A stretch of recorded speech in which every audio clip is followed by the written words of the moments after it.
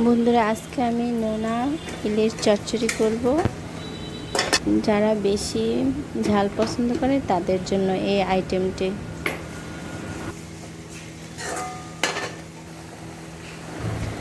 এখন আমি পেঁয়াজটা ভাজার পর পরিমাণ মতো হলুদ, মরিচ এবং লবণটা দিয়ে দিই।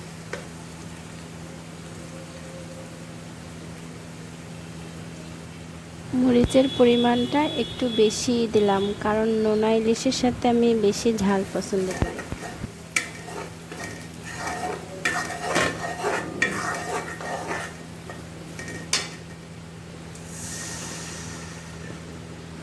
পরিমাণ মতো পানি দিয়ে আমি ঝোলটাকে ভালো করে কষিয়ে নিচ্ছি।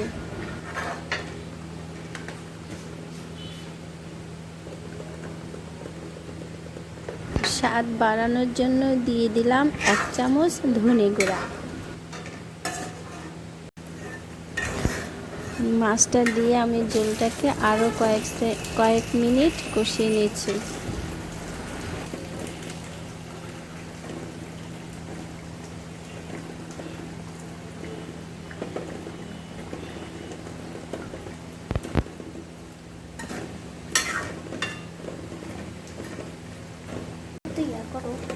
মাছটা কষানো হয়ে গেলে আমি সবজিটা দিয়ে দিচ্ছি।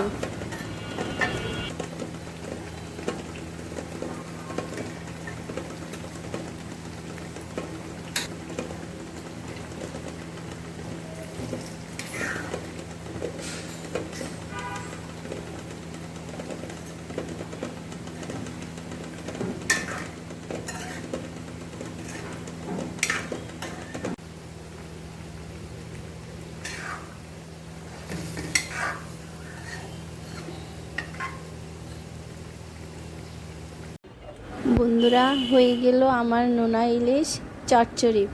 Thank you for watching my video.